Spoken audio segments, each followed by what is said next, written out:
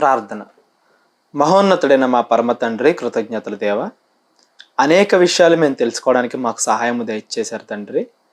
మరిన్ని విషయాలు మేము ఆలోచించబోతుండగా తండ్రి, మీరే కృప చూపించమని, ముందుకు నడిపించమని, మంచి మాటలు మంచి ఆలోచనలు దయచేయమని క్రీస్తు వారి పేరిట ప్రార్థన అడిగి వేడుకొంచున్నాం తండ్రి.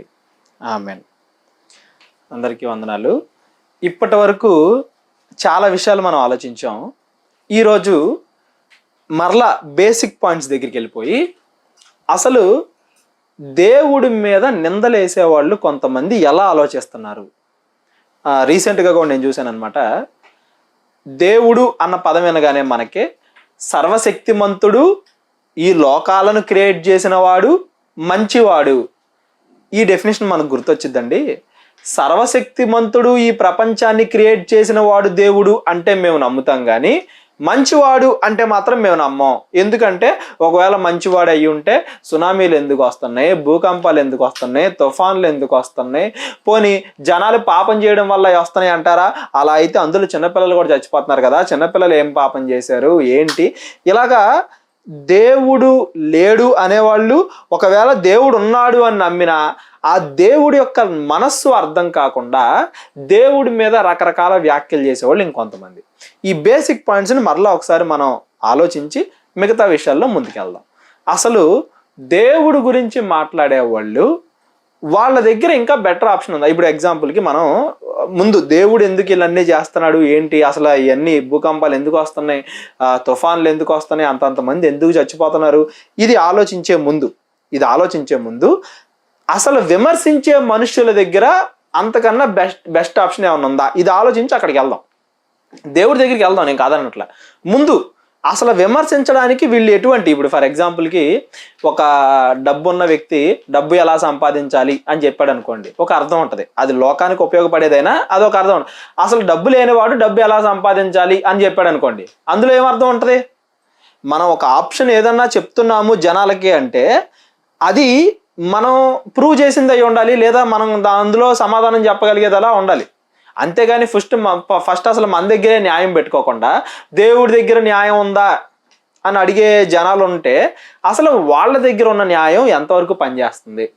మనం ఇప్పుడు ఫర్ ఎగ్జాంపుల్కి మనుషుల దగ్గర ఉండే న్యాయం ఏంటి? వాళ్ళు చెప్పేది ఏంటంటే గవర్నమెంట్ ఉంది, గవర్నమెంట్ తప్పు చేసిన వాళ్ళకి శిక్ష వేస్తుంది, గవర్నమెంట్ తప్పులు చేయకుండా చాలా వరకు ఆపుతుంది. ఇలా గవర్నమెంట్ని ఏమంటారు, మన దేశంలో అవ్వచ్చు, వేరే దేశాల్లో అవ్వచ్చు, ఏ దేశంలో అయినా అవ్వచ్చు, లా ఎన్ఫోర్స్మెంట్, పోలీస్ డిపార్ట్మెంట్, అలాగే కోర్టు వ్యవస్థ, జస్టిస్, ఈ వ్యవస్థలను పట్టుకొని దేవుడి కంటే ఇయే బాగా వర్కౌట్ అవుతున్నాయి కదా, ఏదన్నా సునామీ కానీ తుఫాన్ కానీ వచ్చినప్పుడు దేవుడు జనాలకి సహాయం చేయట్లేదు, గవర్నమెంట్ కదా జనాలకి సహాయం చేస్తుంది అని ఏమంటారు.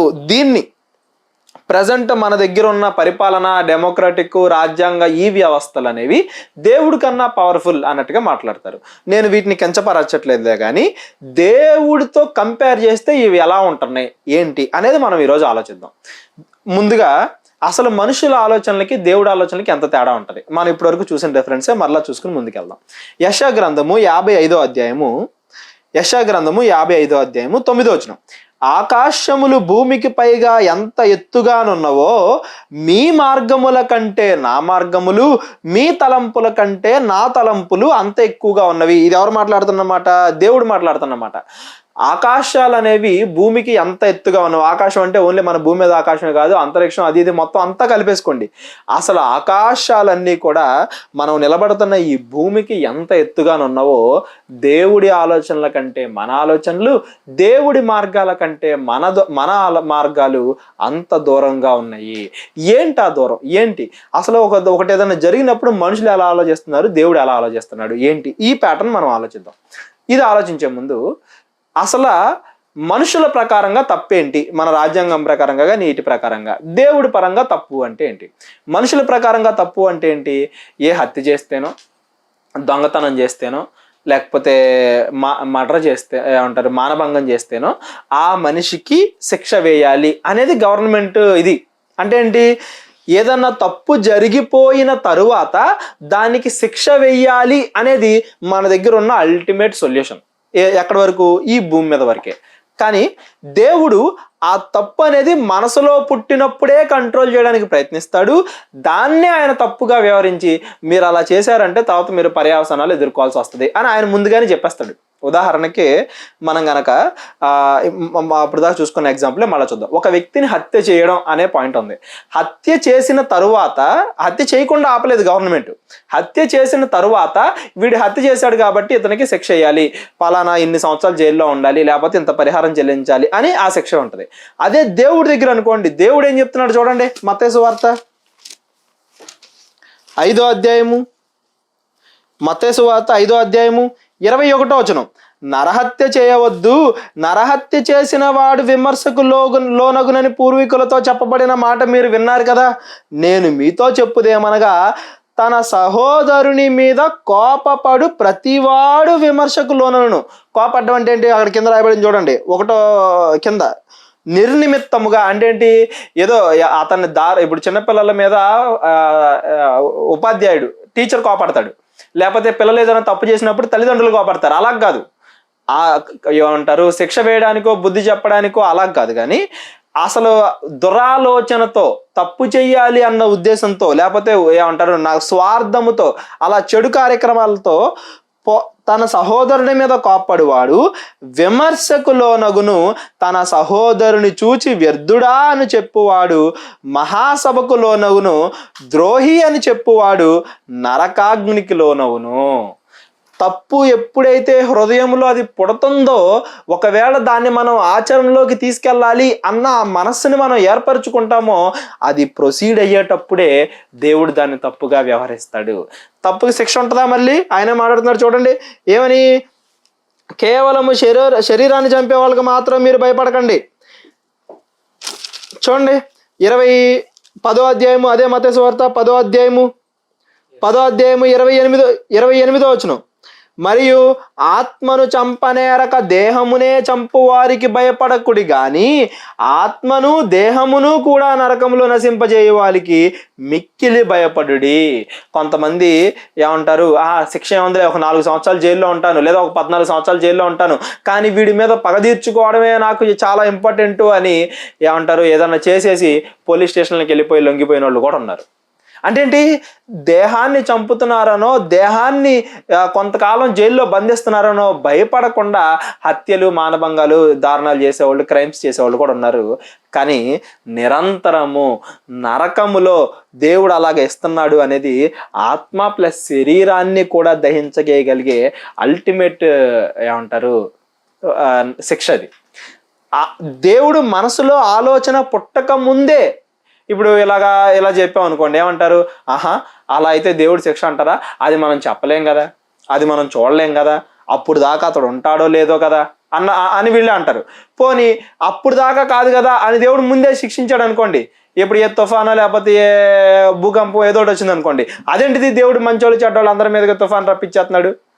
అసలు దేవుడు అలా మనుషులను శిక్షించవచ్చా? ప్రపంచం అనేది అందంగా దేవుడు తయారు చేశాడు అన్నారు కదా, మరి అందంగా తయారు చేసిన ప్రకృతిలో భూకంపాలు ఎందుకు వస్తున్నాయి, సునామీలు ఎందుకు వస్తున్నాయి అని మరలా ఇలాగా కేటగిరీ చేస్తారు. అసలు ఇంతకీ వీటి వెనకాల దేవుడు ఏం ఆలోచిస్తున్నాడు? ఇలా అడిగే వాళ్ళకి ఆయన ఇచ్చే సమాధానం ఏంటి? అసలు ఆయన మైండ్లో ఏముంది? దేవుని మనస్సులో నుంచి, దేవుడు చెప్పిన బైబిల్లో నుంచి ఈరోజు మనం ఈ సునామీలు, భూకంపాలు వీటన్నిటిని కూడా ఆలోచిద్దాం. మొట్టమొదటిగా అసలు ఆదికాండం నుండి వద్దాం. దేవుడు ప్రకృతిని స్టార్ట్ చేసినప్పటి నుంచి, ప్రకృతిని క్రియేట్ చేసినప్పటి నుంచి, ఆదికాండం 1వ అధ్యాయంలో దేవుడు ప్రకృతి మొత్తాన్ని క్రియేట్ చేసి ఆయన చెప్పిన మాట ఏంటి? 31వ వచనం, 1వ అధ్యాయం 31వ వచనం. దేవుడు తాను చేసిన పని అంతటిని చూసినప్పుడు, యావత్తును చూసినప్పుడు అది చాలా మంచిదిగా ఉండెను. దేవుడు క్రియేట్ చేసినప్పుడు ఎలా ఉంది? చాలా మంచిగా ఉంది. ఎటువంటి చెడు అనేది లోకంలో లేదు. ఎప్పుడైతే మానవులు తప్పు చేశారో, దేవుడేంటి, ప్రకృతి మొత్తం ఒకదానికొకటి సహాయం చేయాలి, ప్రకృతి మొత్తం ఒక మంచి ఏమంటారు సైకిల్లో ఉండాలి, మనిషి కోసం అదంతా ఉపయోగపడాలి అనుకున్నాడు. కానీ మనుషుల ఆలోచన ఏమొచ్చింది? అక్కడ మనుషుల ఆలోచన చూడండి, పండు తిన్నారా లేదా అనే విషయాన్ని పక్కన పెడితే అవ్వ ఏమని ఆలోచిస్తుంది? మేము ఈ పండు తింటే వివేకవంతులైపోతాం, జ్ఞానవంతులైపోతాం, ఈ పండు తింటే మేము అందరం దేవుళ్ళలాగా అయిపోతాం. అంటే ఏంటి? మిగతా వాటి మీద అధికారము చెలాయించాలి, నేను మాత్రమే బాగుండాలి అనే గర్వంతో కదా ప్రతిదీ స్టార్ట్ అయింది. ఇవాళ మనం ప్రకృతికి హాని చేస్తున్నాం, మొక్కలు నరికేస్తున్నాం, ప్లాస్టిక్ పెంచుతున్నాం, అది ఇది అని చెప్పి పర్యావరణ ఏమంటారు రక్షకులు చాలామంది చాలా రకాలుగా ప్రయత్నిస్తూ ఉంటారు. వాటన్నింటికి కోర్ కాన్సెప్ట్ ఏంటది? నేను మాత్రమే బాగుండాలి అనే మనిషిలో పుట్టిన దురాలోచన కాదా? ఇప్పుడు చెట్లు ఎందుకు చంపేస్తున్నాం? చెట్లన్నిటిని ఎందుకు నరికేస్తున్నాం? మన ఇల్లు కట్టుకోవాలి, లేకపోతే వస్తువులు టేబుల్స్ అవి ఇవి తయారు చేసుకోవాలి, రకరకాలు చేసుకోవాలి కాబట్టి చెట్లు నరుగుతున్నాం. ఇప్పుడు చెట్లు నరికి మళ్ళీ మామూలుగా ఉంటామా? ఏమంటారు అక్కడ ఉండే ఎన్ని జంతువులు మానవుల వల్ల అంతరించిపోయినాయో మనం చూసాం. అవన్నీ నరికేసి రకరకాల ఇవి చేసి ఇప్పుడు పెట్రోల్, భూమిలోంచి పెట్రోల్ తీసేస్తాం. పెట్రోల్ తీసేది ఎందుకోసం? ఒక ప్లేస్ నుంచి మనం ఇంకో ప్లేస్కి వెళ్ళాలి కాబట్టి. మన యొక్క అవసరాల కోసం మనం మాత్రమే బాగుండాలి అనే ఉద్దేశంతో మనం చేసే ఈ పనులన్నిటి వల్ల ఎఫెక్ట్ ఎక్కడ పడుతుంది? ప్రకృతి మీద పడుతుంది. బాగా పొల్యూషన్ పెంచేస్తాం. వెనకాల నుంచి ఏమంటారు బైక్ వెనకాల నుంచి, కారు వెనకాల నుంచి పొగ వస్తూనే ఉంటుంది. అదంతా వెళ్ళి ఏమవుద్ది? అనేక పక్షులు చచ్చిపోతాయి, అవి చచ్చిపోతాయి, ఇవి చచ్చిపోతాయి.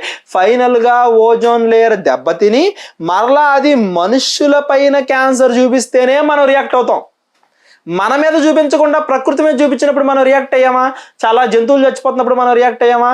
చాలా ఏమంటారు ఆ ఎఫెక్ట్ అంతా మనుషుల మీద ఇండైరెక్ట్గా పడినప్పుడు మనం రియాక్ట్ అవ్వలేదులే. కానీ డైరెక్ట్గా ఎప్పుడైతే మనిషి మీద పడి మనిషికి క్యాన్సర్లు వస్తున్నాయో, అవి వస్తున్నాయో అప్పుడు మనం రియలైజ్ అయ్యి ఓకే ఇది మనం తగ్గించుకోవాలి, లేకపోతే మనకే ప్రమాదం అని మనిషి ఎప్పుడు కూడా తన గురించి ఆలోచిస్తున్నాడు. కానీ ప్రకృతిలో ఉన్న బ్యాలెన్స్ని, బయోడైవర్సిటీని, ఆ మంచితనాన్ని దేవుడు క్రియేట్ చేసినప్పుడు ఎలా మంచిగా ఉందో అలా మంచితనాన్ని మెయింటైన్ చేయాలని మీరు అని ఎప్పుడైనా మనం ఆలోచించామా? అవ్వ పండు తింది అని ఎప్పుడు మనం ఆ పండు గురించి ఆలోచిస్తాం. కానీ ఆ పండు ఎందుకు తింది, ఆ మనసులో ఎటువంటి ఆలోచన కలగడం వల్ల తింది. ఇవాళ ఈ ప్రమాదాలన్నీ ఏ ప్రమాదాలు? ఏమంటారు ప్లాస్టిక్ ఎక్కువైపోవడం అవ్వచ్చు, భూమిలో సొరంగాలు తవ్వేసి లేకపోతే భూమిలో ఉన్న ఆయిల్ తీసేసి రకరకాల ఏమంటారు మనం ఇవన్నీ మన వల్లే. ఎందుకు వస్తున్నాయి? ఏమంటారు సీజన్స్ ఎందుకు మారిపోతున్నాయి? వర్షాకాలం అనేది ఎందుకు టైంకి రావట్లేదు? ఎందుకంటే ప్రకృతిలో ఏమంటారు గ్లోబల్ వార్మింగ్ ఎక్కువైపోయింది, టెంపరేచర్ బాగా పెరిగిపోయింది, రకరకాల కాలుష్యాలు వచ్చేసి మనం ఐస్ని తవ్వేస్తున్నాం, లేదా మనం పెంచే టెంపరేచర్ వల్ల ఐస్ మెల్ట్ అయిపోతుంది. ఎప్పుడైతే ఐస్ మెల్ట్ అయిపోతుందో అక్కడి నుంచి మళ్ళీ వరదలు వచ్చేస్తున్నాయి. ఇవన్నీ మనం చేసుకున్నవే. అవ్వ చేసిన తర్వాత తప్పు, ఆదాము చేసిన తప్పు, దేవుడు ఏదైనా తోటలో నుండి వాళ్ళకి బయటికి పంపించడం వరకే మనం ఆలోచిస్తున్నాం. కానీ ఎందుకు పంపించాడు, వాళ్ళ మనసులో ఉన్న ఆలోచన అనేది ఎంత ప్రమాదకరమైనది అన్న విషయం మనం ఆలోచించట్లేదు.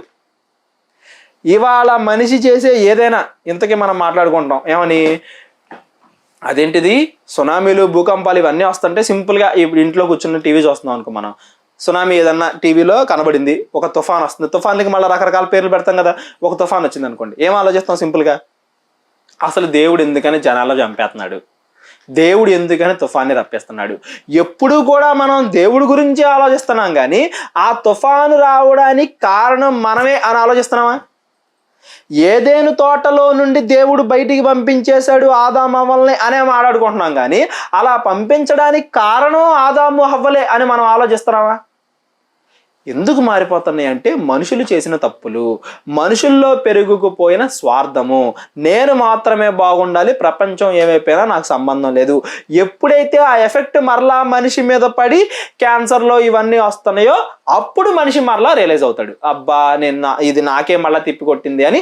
అప్పుడు ప్రకృతి గురించి రక్షణ తీసుకోవడం మనం మొదలెడతాం. ఇవాళ ప్రకృతి రక్షించండి, అది ఇది అని ప్రకృతిని కాపాడండి, ప్లాస్టిక్ తగ్గించండి, మీరు ఏమంటారు పొల్యూషన్ తగ్గించండి, అందరూ కూడా ఎలక్ట్రికల్ వెహికల్స్కి మారిపోదాం, ఈ ఆయిల్ వాడడం వల్ల ఇంత జరుగుతుంది అంత జరుగుతుందని మాట్లాడుకుంటున్నాం కదా. ఇదంతా ఎవరి మీద ప్రేమ? ప్రకృతి మీద ప్రేమ కాదు. బయటకు అలా కనిపించవచ్చు, అది మనిషి మీద ఎప్పుడైతే ఎఫెక్ట్ చూపించడం స్టార్ట్ అయిందో, ఎప్పుడైతే మనిషికి క్యాన్సర్ అలాంటి రోగాలు రావడం మొదలయ్యాయో అప్పటి నుండి మనం కేర్ తీసుకుని ఇక్కడ ఇది ఎలా ఉండాలి, ఇక్కడ ఇలా ఉండాలి, అప్పటి నుంచి మనం బాగుపడుతున్నాం. కానీ అంతకుముందు అసలు మనిషి గురించి ఆలోచిస్తున్నామా? దేవుడు ఆ ఆలోచన వచ్చినప్పుడే ఏదైనా తోటలో నుండి బయటికి పంపించడం, మన మీద ఫిజికల్గా ఎఫెక్ట్ కనబడినప్పుడు మనం ఆలోచిస్తాం. దేవుడు హృదయంలో ఆలోచన పుట్టినప్పుడే దాని గురించి ఆలోచిస్తాడు అనే దానికి బెస్ట్ ఎగ్జాంపుల్. అవునా? మరి దేవుడు అలా చేస్తుంటే మరి దేవుడు ఎందుకని దాన్ని అలౌ చేస్తున్నాడు? ఇప్పుడు సునామీ వస్తుంది, భూకంపం వస్తుంది, ఇవన్నీ వస్తున్నాయి అంటే దేవుడు ఆపకుండా ఉన్నట్టే కదా. మరి దేవుడు ఎందుకు ఆపకుండా ఉన్నాడు అంటావా? ఇప్పుడు మరలా మనం మొదటి మూల పాఠాలు నేర్చుకుందాం. ఇప్పుడు దాకా మనం నేర్చుకున్న విషయాలు ఉన్నాయి కదా, అవి అప్లై చేద్దాం. ఏంటది? దేవుడు అసలు మనిషికి ఆకారాన్ని ఎందుకు ఇచ్చాడు? మనందరం ఆత్మలం కదా, ఆత్మలుగా ఉన్న మనకి ఈ శరీరాన్ని దేవుడు ఎందుకు ఇచ్చాడు?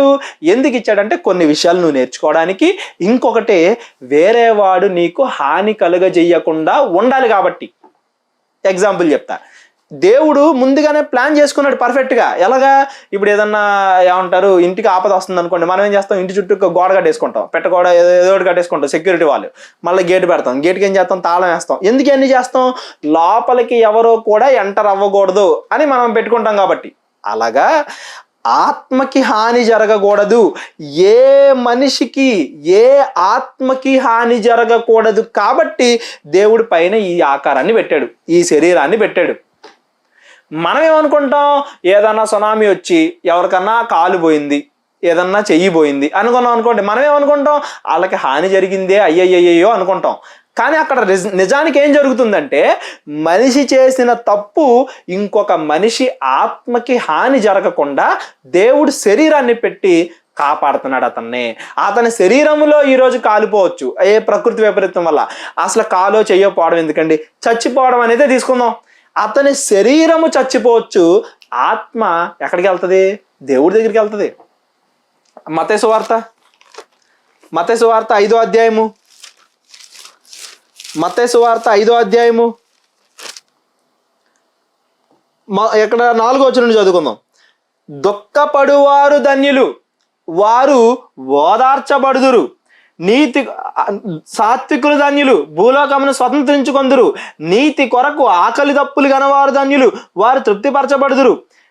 ఇది ఎందుకు చెప్పాడంటే తెలుసు ఆయనకి, మనుషులు తప్పు చేస్తారు, ఆ తప్పు వల్ల వేరే వాళ్ళకి ఎఫెక్ట్ కలిగిద్ది అని ఆయనకి ముందే తెలుసు కాబట్టి భూమి మీద ఒకవేళ ఏదైనా జరిగినా కానీ వాళ్ళ శరీరానికే జరగాలి, వాళ్ళ ఆత్మలకి కొంచెం కూడా హాని జరగకూడదు అనే ఉద్దేశంతో ఆయన మనందరికీ కూడా శరీరాన్ని పెట్టాడు.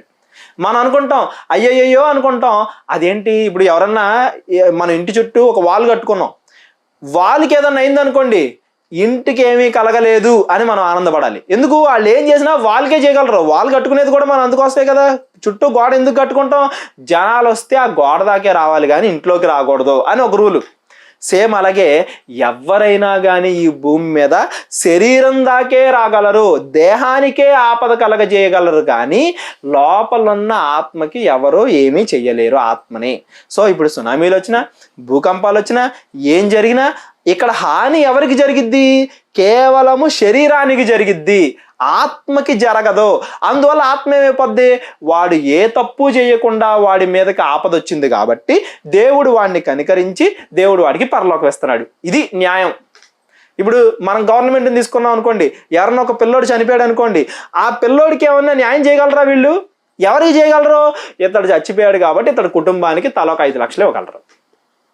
ఎంతమంది చచ్చిపోయారో ఆ ప్రతి కుటుంబానికి ఒక 5 లక్షలు ఇస్తాం, 10 లక్షలు ఇస్తాం. ఇక్కడ న్యాయం ఎవరికి జరుగుతుంది? చచ్చిపోయినోడికి జరగట్లేదు. చూడండి, ఎవరైతే చచ్చిపోయారో, ఎవరైతే బాధపడ్డారో, ఎవరైతే అక్కడ ఏమంటారు విక్టిమ్ అయ్యారో ఆ విక్టిమ్కి న్యాయం జరగట్లేదు, కానీ అతని చుట్టూ ఎవరైతే దాన్ని ఆపలేకుండా ఉన్నారో వాళ్ళకే సహాయం చేస్తుంది గవర్నమెంట్. కానీ దేవుడు ఏం చేస్తున్నాడు? ఆయన మనకు లోక న్యాయం కన్నా ఆయన న్యాయం ఇంకా గొప్పది. ఆయన ఏం చేస్తున్నాడు?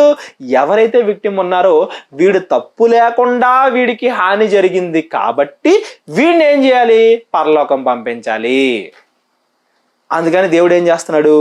ఎవరైతే వాళ్ళ తప్పు లేకుండా ఇబ్బంది పడతారో వాళ్ళందరి శరీరాలకి నువ్వు ఎంత హాని అయినా చేసుకో, కానీ పరలోకం వాళ్ళకి వస్తుందని అక్కడ న్యాయం విక్టిమ్కి జరిగేలా చేస్తున్నారు. ఎవరైతే బాధపడ్డారో వాళ్ళకి పరలోకం వచ్చేలా చేస్తున్నాడు. బాధపరిచిన వాళ్ళు ఎవరైతే ఉన్నారో, తప్పు చేసిన వాళ్ళు ఎవరైతే ఉన్నారో వాళ్ళకి నరకాన్ని ఇస్తున్నాడు. మరలా ఇంకొక అవకాశాన్ని కూడా ఇస్తున్నాడు మారడానికి. ఒకవేళ మారకపోతే నరకం ఇస్తున్నాడు. అంటే ఆయన న్యాయం ఎంత పకడ్బందీగా ప్లాన్డ్గా ఉందో చూడండి. ఈ ఆత్మ సంబంధమైన విషయాలు మనకు తెలియదు కాబట్టి మనం ఏమైపోతాం? ఏదైనా సునామీ రాగానే, ఏదైనా భూకంపం రాగానే అయ్యయ్యో ఇంతమంది చచ్చిపోయారే, అయ్యయ్యో ఇంత హాని జరిగింది అనుకుంటాం. కానీ అది మన తప్పు వల్లే వచ్చింది, అయ్యయ్యో అది నేను తప్పు చేయడం వల్ల వచ్చింది.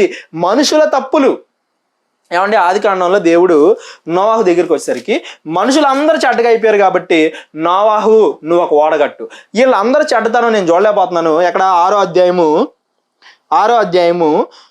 5వ వచనం, నరుల చెడుతనము భూమి మీద గొప్పదనియు వారి తలంపుల్లోని ఊహ అంతయు కేవలము చెడ్డదనియు యెహోవా చూచి తాను భూమి మీద నరులను చేసినందుకు యెహోవా సంతాపము నొంది తన హృదయములో నొచ్చుకొనెను.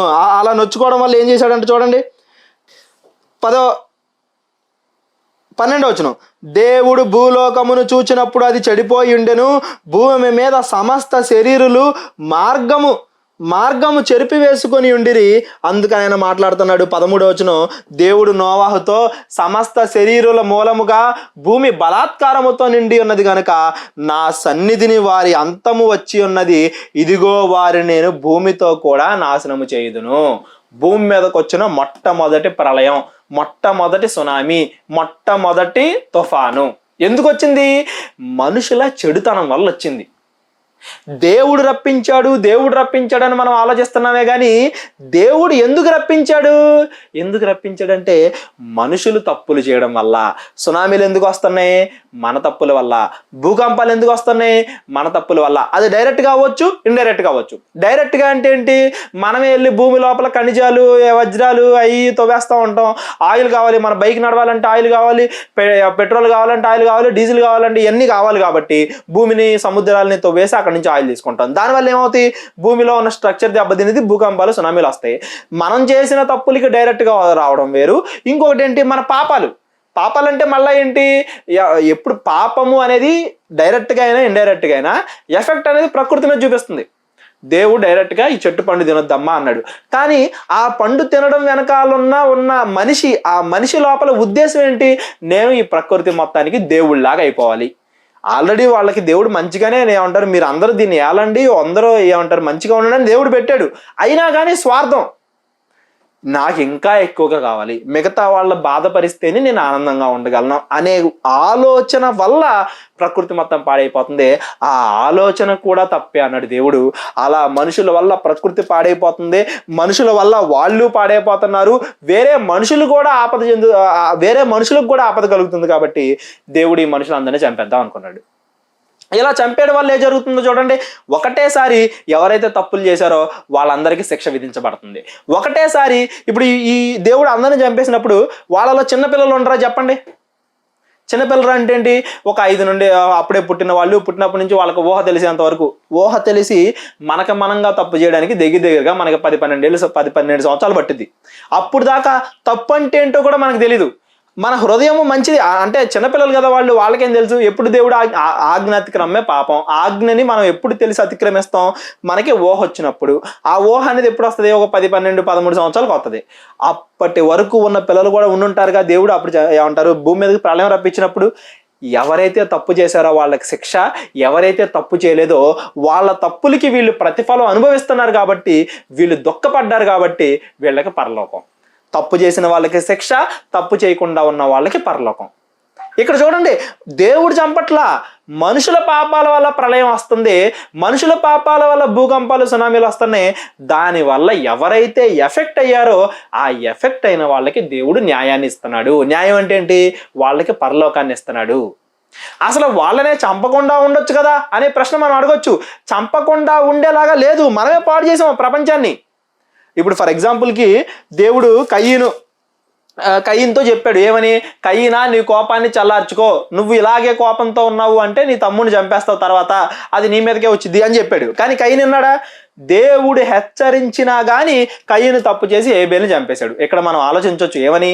హేబేలు ఇప్పుడు ఒకటేసారి కయ్యను చెడ్డోడని మనకు తెలిసిపోయింది, హేబేలు మంచోడని తెలిసిపోయింది.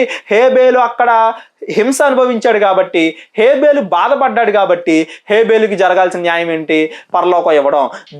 కయ్యను ముందు అలా చేస్తాడు కాబట్టి శరీరాన్ని ఇచ్చాడు దేవుడు హేబేలుకి. కయ్యను హేబేలు శరీరాన్ని ఏమైనా చేయగలడు కానీ హేబేల్ని ఏమైనా చేయగలడా? ఆత్మని ఏమైనా చేయగలడా? చేయలేడు. దేవుడు హేబేల్ని పరలోకానికి తీసుకెళ్ళాడు. ఇక్కడ వరకు బాగానే ఉంది. ఇప్పుడు కొంతమంది అడిగే ప్రశ్న ఏంటి? అసలు హానే జరగకుండా చేయొచ్చు కదా అని. హానే జరగకుండా చేస్తే కయ్యను మంచివాడో చెడ్డవాడో మనకి ఎలా తెలిసిద్ది? ఒక మనిషి వల్ల తప్పు జరగకపోతే ఆ మనిషి చెడ్డ వ్యక్తి అని మనకి ఎలా తెలిసిద్ది? ప్రూఫ్ ఉండాలిగా. ఇప్పుడు ఎవరన్నా వచ్చి ఇతడు చెడ్డవాడు ఇతను కొట్టాడు అన్నారు అనుకోండి, కొట్టాడా ప్రూఫ్ ఏంటి అని అడుగుతారు లేదా మనోళ్ళు? ఒకవేళ కొట్టినా కానీ ఏం జరగట్లేదు అనుకోండి, అప్పుడు అతడు చెడ్డవాడు, అతడు చేసింది తప్పు, అతడి వల్ల ఇంకొకళ్ళు బాధపడుతున్నారు అనే విషయం అతనికి ఎలా అర్థమైద్ది, ఎప్పుడు తెలిసిద్ది? ప్రసంగి గ్రంథము మనం ఆల్రెడీ చదువుకున్నదే, మరలా ఒకసారి ముందు నుండి ఆలోచిద్దాం. ప్రసంగి గ్రంథము 3వ అధ్యాయము 18వ వచనం. కాగా తాము మృగముల వంటి వారని నరులు తెలుసుకొనున్నట్లు దేవుడు వారిని విమర్శించున్నట్లు ఇలాగు జరుగుచున్నది. మరలా ఇర్మియా గ్రంథము 17వ అధ్యాయము, ఇర్మియా గ్రంథము 17వ అధ్యాయము 9వ వచనం. హృదయము అన్నింటికంటే మోసకరమైనది, అది ఘోరమైన వ్యాధి గలది, దాన్ని గ్రహింపగలవాడెవడు? ఒకని ప్రవర్తనను బట్టి వాని క్రియల ఫలము చొప్పున ప్రతీకారము చేయుటకు యెహోవాను నేను హృదయమును పరిశోధించువాడను, అంతరేంద్రియములను పరీక్షించువాడను. అంటే ఏంటి? దేవుడు ప్రతి హృదయాన్ని పరిశీలించి టెస్ట్ చేసి నువ్వు మంచివాడివా చెడ్డవాడివా అని మనకి తెలియజేస్తున్నాడు. ఒకవేళ మనం మంచివారమో చెడ్డవారమో మనకి తెలియాలంటే ఏం జరగాలి? మంచివారము అని తెలియాలంటే ఒకడికి ఉపయోగపడే పని జరగాలి, చెడ్డవాడము అని తెలియాలి అంటే ఒకడికి హాని జరగాలి. ఎవరికైనా హాని జరిగితేనే మనం చెడ్డవాళ్ళము అన్న విషయం మనకు తెలిసిద్ది. మరి హాని చేస్తున్నాం అన్న విషయం దేవుడికి ముందే తెలుసు కదా. అతడి శరీరానికి హాని జరిగిద్దేమో కానీ అతడై ఉన్న ఆత్మకి హాని జరగకుండా దేవుడు పైన శరీరాన్ని ఇచ్చి ఒక మనిషిని ప్రొటెక్ట్ చేస్తున్నాడు. ఎవరి వల్ల ఏమన్నా ఆపద కలిగితే అతడు దుఃఖపడినందుకు గాను అతడికి న్యాయము తీర్చడానికి దేవుడు పరలోకం ఇస్తున్నాడు అతనికి. ఒకటేసారి దుర్మార్గులకి వాళ్ళు దుర్మార్గులు అని నిరూపిస్తున్నాడు. దాన్ని బట్టి ఒకవేళ అలాగే ఉంటే మారకుండా నరకం అనే శిక్ష వేస్తాడు. ఎవరైతే బాధపడ్డారో విక్టిమ్స్ వాళ్ళకి దేవుడు పరలోకాన్ని ఇస్తున్నాడు. ఇంత న్యాయము మనకి గవర్నమెంట్ దగ్గర కానీ వేరే ఎక్కడైనా కానీ కనబడిద్దా? ఎందుకు కనబడదంటే వాళ్ళు జనాలకి ఏమంటారు సృష్టించలేరు. ఒక వ్యక్తిని సృష్టించలేరు, చచ్చిపోయిన ఒక వ్యక్తిని మరలా బతికించలేరు. ఇప్పుడు ఎవరన్నా ఒకళ్ళు హత్య చేశారు, ఎవరన్నా ఒకళ్ళు మానభంగం చేసాం, మనం చూసాం. నిర్భయ కేసు మనం చూసాం, నిర్భయ చట్టం. నిర్భయాకి వీళ్ళు న్యాయం చేయగలరా? నిర్భయాకి న్యాయం చేయడం అంటే ఏంటి? అతను చంపిన వారికి శిక్ష, ఆమెను చంపిన వారికి శిక్ష వేయడమే, ఆమెను రేప్ చేసిన వారికి శిక్ష వేయడమే, అంతవరకే గవర్నమెంట్ చేయగలదు. కానీ ఆ చనిపోయిన నిర్భయాన్ని మరలా బ్రతికించగలదా? ఆ చనిపోయిన నిర్భయాకి హాని ఏమంటారు మంచి చేయగలదా? దేవుడు చూడండి, నిర్భయ నువ్వు ఒకవేళ నువ్వు బాధపడ్డావు కాబట్టి, భూమి మీద కష్టాన్ని అనుభవించావు కాబట్టి, నిన్ను జనాలు చేసిన తప్పుల వల్ల విక్టిమ్ నువ్వు అయ్యావు కాబట్టి నీకు పరలోకం. ఎవరైతే తప్పులు చేశారో వాళ్ళు చెడ్డవాళ్ళు అని నిరూపించబడింది, అందువల్ల వాళ్ళు నరకానికి వెళ్తారు. దేవుడి న్యాయం చూడండి. అక్కడ ఎవరైతే విక్టిమ్ ఉన్నారో, ఎవరైతే బాధపడ్డారో వాళ్ళకి పరలోకం ఇస్తున్నాడు. ఎవరైతే బాధపరిచారో, ఎవరైతే తప్పు చేశారో వాళ్ళకి నరకాన్ని ఇస్తున్నాడు దేవుడు. ఒకవేళ ఆ తప్పే జరగలేదు అనుకోండి, దేవుడు ముందే నిర్భయాన్ని ఏదో ఒక రకంగా రక్షించేశాడు అనుకోండి, అప్పుడు వీళ్ళు చెడ్డ వ్యక్తులు అన్న విషయం మనకు తెలిసి ఉండేదా? దేవుడు ప్రతి చోట కూడా ఎక్కడెక్కడైతే తప్పు జరుగుతుందో ఆ తప్పు జరిగే వాళ్ళందరినీ కూడా దేవుడు తప్పు నుండి రక్షిస్తా వచ్చాడు అనుకోండి, అప్పుడు ఎవరైతే అక్కడ చెడ్డ పనులు చేస్తున్నారో వాళ్ళు చెడ్డవాళ్ళు అన్న విషయం వాళ్ళకైనా తెలుస్తుందా, మనకైనా తెలుస్తుందా? తప్పు జరిగినప్పుడే కదా వాళ్ళు చెడ్డవాళ్ళు అని తెలుస్తుంది. వీళ్ళు చెడ్డవాళ్ళు అని నిరూపించబడాలి. దేవుడు ఒరే మీరు చెడ్డవారు, మీరు పరలోకానికి అర్హులు కారు కాబట్టి మీరు నరకానికి పాత్రలు. ఎవరైతే హింస అనుభవించారో, వాళ్ళ తప్పు లేకుండా బాధ అనుభవించారో వాళ్ళకి పరలోకం. ఎవరైనా హాని చేయగలిగేది మన శరీరాలకే కానీ ఆత్మకి ఎవరో కూడా హాని చేయలేరు. ఇప్పుడు కేవలం అదొకటే కాదండి, మామూలుగా కూడా మనం బాధపడుతూ ఉంటాం. ఏదన్నా రాయి తగిలింది అనుకోండి, కింద పడిపోతూ ఉంటాం, బ్లడ్ వస్తుంది, చిన్నపిల్లలు నడుస్తూ ఉంటారు. హాని దేనికి జరుగుతుంది? శరీరానికి జరుగుతుంది. చాలా మంది మాట్లాడుతూ ఉంటాం. ఇప్పుడు ఫర్ ఎగ్జాంపుల్కి మనం భోపాల్లో న్యూక్లియర్ ప్లాంట్ అనేది బ్లాస్ట్ అయింది, చూసాం మనం.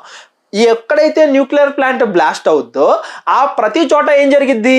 అక్కడ పుట్టబోయే పిల్లలు వాళ్ళందరూ వికలాంగులుగా పడతారు. అవునా కదా? ఇప్పుడు మనం కాళ్ళు లేకుండా, దేవుడు ప్రకృతిని చేసినప్పుడు జనాలు 1000 సంవత్సరాలు బతికారు.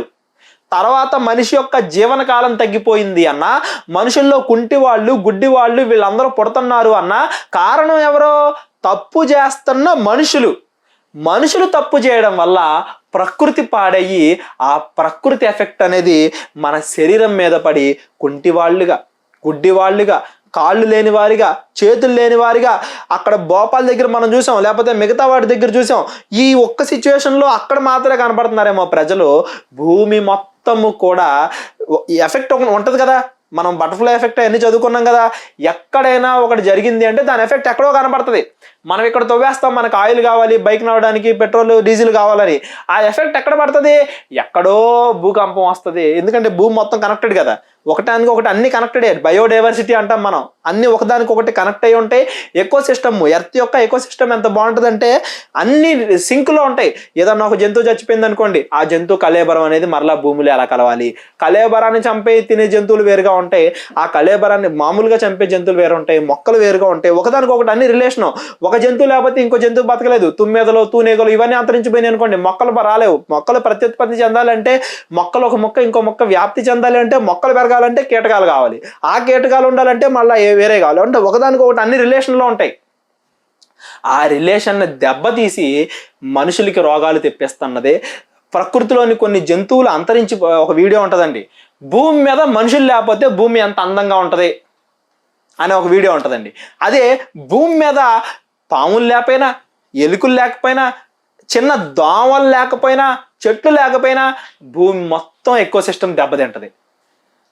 మనిషి లేకపోతే మాత్రం మొత్తం చాలా ఆనందంగా, హ్యాపీగా, అసలు భూమి అనేది అసలు ఎంత అందంగా ఉంటుంది అనే వీడియో ఉంటుంది. అంటే ఇక్కడ పాయింట్ అల్ల ఏంటి? మనుషులు చేస్తున్న తప్పుల వల్ల అంగవైకల్యాలు, రోగాలు అవి ఇవి అన్నీ వస్తున్నాయి. మనం ఎయిడ్స్ అనే వ్యాధి చూసాం. ఎయిడ్స్ అనే వ్యాధి ఎవరి వల్ల వచ్చింది? మనుషులు చేస్తున్న తప్పుల వల్ల కాదా? మనుషులు అంటారు, దేవుడు ఏం చెప్పాడు? వ్యభిచారం చేయొద్దు, మోహపు చూపు చూడొద్దు, ఎవరినైతే నువ్వు పెళ్లి చేసుకుంటావో వాళ్ళతో మాత్రమే నువ్వు కలిసి ఉండాలి అని చెప్పాడు. కానీ మనుషులు ఏం చేశారు? నాకు ఒక స్త్రీ వద్దు, 10 మంది స్త్రీలు కావాలి, స్త్రీలు కూడా వద్దు, పురుషులు కూడా కావాలి, పురుషులు కూడా వద్దు, యానిమల్స్తో కూడా నేను సెక్స్ చేస్తాను. అంటే ఏంటి? మన యొక్క కామ వాంఛలు, మనిషిని యొక్క కామ వాంఛలు, జారత్వం అనేది ఎప్పుడైతే పెరిగిపోయిందో లోకంలోనికి అనేక రకాలైన వ్యాధులు వచ్చేసాయి. కొరింథీయులకు రాసిన మొదటి పత్రిక 6వ అధ్యాయము 18వ వచనం. కొరింథీయులకు రాసిన మొదటి పత్రిక 6వ అధ్యాయము 18వ వచనం. జారత్వమునకు దూరముగా పారిపోవుడి, మనుష్యుడు చేయు ప్రతి పాపమునకు దేహమునకు వెలుపల ఉన్నది గాని జారత్వము చేయువాడు తన సొంత శరీరమునకు హానికరముగా పాపము చేయుచున్నాడు. ఇక్కడ మీరు మాట్లాడాల్సిన విషయం ఏంటంటే, అలా ఏదన్నా ఒక జారత్వము, ఒక ఏదన్నా జరుగుతుంది అంటే అది ప్రకృతికి మాత్రమే కాదు, తన శరీరానికి కూడా హాని చేసుకుంటున్నాడు. దేవుడు చెప్పినట్టుగా కాకుండా, తన సొంత భార్యతో, ఒక భార్యతో కాకుండా ఎలా పడితే అలా వ్యభిచారము, జారత్వం పెరిగిపోవడం వల్లేగా మనుషుల్లో ఇన్ని రోగాలు వచ్చేసింది. అది ఆ ఎఫెక్ట్ వాళ్ళ మీద పడుతుందా? పుట్టబోయే పిల్లల మీద కూడా పడుతుందా? కడుపులో ఉండే పిల్లలకు కూడా ఆ రోగాలు జన్యుపరంగా వస్తున్నాయి అంటే అది మనుషులు చేసిన తప్పు కాదా? మనుషుల వల్ల జరిగిన తప్పు కాదా? మరలా ఈ వికలాంగం కానీ, అంగవైకల్యంతో కానీ ఎవరైనా పుట్టారనుకోండి, వాళ్ళకి మనం ఏం డైరెక్ట్ చేస్తాం? అమ్మా ఇది దేవుడి వల్ల వచ్చిందమ్మా, అమ్మా దేవుడే నేను ఇలా సృష్టించాడమ్మా అని దేవుడి మీద చెడ్డ మాటలు మనం చెబుతున్నామే కానీ ఇది మనిషి పాపం వల్ల వచ్చింది. దేవుడు లోకాన్ని మంచిగా సృష్టించాడు, మనిషి తప్పు చేయడం వల్లే ఒకళ్ళు వికలాంగులుగా పడుతున్నారు, ఒకళ్ళు కళ్ళు లేని వారిగా పడుతున్నారు, గుడ్డివారిగా పడుతున్నారు అని వాళ్ళకి మనం చెబుతున్నామా? ఎందుకంటే మనిషి తన తప్పును తను చేసుకోడుగా. ప్రకృతి మొత్తానికి హాని జరిగినప్పటికీ ఎప్పుడైతే మనిషి మీద క్యాన్సర్ వచ్చిందో, మనిషికి హాని జరిగిందో అప్పుడు ప్రకృతిని బాగు చేయాలి, మన కోసమే. ప్రకృతిని బాగు చేసేది కూడా మన కోసమే అనే ఆలోచనతో మనం ఎక్కడ చేస్తున్నాం? ప్రపంచంలో ఉన్న మిగతా జీవులకి హాని జరుగుతుంది కదా, మొక్కలకి హాని జరుగుతుంది కదా అని ఆ నాలెడ్జ్తో మనం చేస్తున్నామా అనేది క్వశ్చన్. సరే, ఒకవేళ అంగవైకల్యంతో పుట్టాడు అనుకుందాం, వాడికి అంగవైకల్యం అనేది ఎంతకాలం ఉంటుంది? కేవలము భూమి మీద బ్రతికే 60 సంవత్సరాలు మాత్రమే. ఈ 60 సంవత్సరాలు కూడా దేవుడు ఏం చేస్తున్నాడు? మనిషి ఏ తప్పు చేసినా కానీ ఆ శరీరానికే ఎఫెక్ట్ పడేలా చేస్తున్నాడు, కానీ ఆత్మని ఎవరో కూడా టచ్ కూడా చేయలేనట్టుగా శరీరం లోపల దాచిపెట్టాడు ఆయన. శరీరాన్ని విడిచి ఎప్పుడైతే మనం ఆత్మగా అయిపోతామో, చనిపోతామో, అప్పుడు దేవుడు నువ్వు బాధపడ్డావు కాబట్టి, నువ్వు హింసపడ్డావు కాబట్టి, నువ్వు ఏ తప్పు చేయలేదు, వేరే వాళ్ళ తప్పు వల్ల నువ్వు శ్రమ అనుభవించావు కాబట్టి నీకు పరలోకం. హింసింపబడు వారు ధన్యులు, నీతి కొరకు ఆకలి దప్పులు గలవారు ధన్యులు, భూమి మీద బాధపడేవారు ధన్యులు, ఎందుకంటే దేవుడు మీ యొక్క కష్టాన్ని చూస్తాడు, మీకు పరలోకాన్ని ఇస్తాడు. ఎవరి వల్ల అయితే, ఎవరి తప్పుల వల్ల అయితే మీరు ఇలా అనుభవిస్తున్నారో వాళ్ళకి దేవుడు శిక్ష కూడా వేస్తాడు. అది దేవుడి జడ్జిమెంట్. ఎందుకు మరి తప్పు చేసిన వెంటనే చంపేయచ్చుగా ఎవరినైనా, అప్పుడు ఒక మనిషి తప్పే చేయడు కదా అని మనం అంటామేమో. దేవుడు మాట్లాడుతున్నాడు. ప్రసంగి గ్రంథము 8వ అధ్యాయము 11వ వచనం. దుష్క్రియకు తగిన శిక్ష శీఘ్రముగా కలగకపోవుట చూచి మనుషులు భయము విడిచి హృదయపూర్వకముగా దుష్క్రియలు చేయుదురు. వెంటనే శిక్ష కలగకపోవడం వల్ల అలా చేస్తున్నారంట. కానీ దేవుడు ఎవరన్నా చచ్చిపోతే నేను ఆనందిస్తానా అంటున్నాడు. చూడండి, ఎహెచ్కేలు 18వ అధ్యాయము 23వ వచనం. దుష్టులు మరణము నొందుట చేత నాకేమాత్రమైనను సంతోషము కలుగునా, వారు తమ ప్రవర్తన దిద్దుకొని బ్రతుకుటయే నాకు సంతోషము, ఇదే యెహోవా వాక్కు. చంపేస్తుంటే దేవుడు బాధపడుతూ చంపుతున్నాడంట. ఒకవేళ ఏమంటారు, నోవాహు దగ్గర మనం చూసాం, జల ప్రళయం వచ్చి చెడ్డ వాళ్ళందరినీ నశింపజేసినా కానీ మంచి వాళ్ళకి దేవుడు పరలోకాన్ని ఇచ్చాను అనే ఆనందం కన్నా, అరే వీళ్ళు చచ్చిపోతున్నారే, వాళ్ళ హృదయాలు మరలా మంచిగా మార్చుకోవట్లేదే అని ఒక చెడ్డవాడు చచ్చిపోయినా కానీ దేవుడు బాధపడుతున్నాడు. అరే నువ్వు మారుండాల్సింది కదా. అవకాశాలు ఎన్ని ఇస్తున్నాడు చూడండి దేవుడు. ఎన్ని అవకాశాలు ఇచ్చినా కానీ ఆ అవకాశాలను మనం ఉపయోగించుకోకపోతేనే మరణం అనేది మన మీదకి వచ్చింది. యోబు గ్రంథము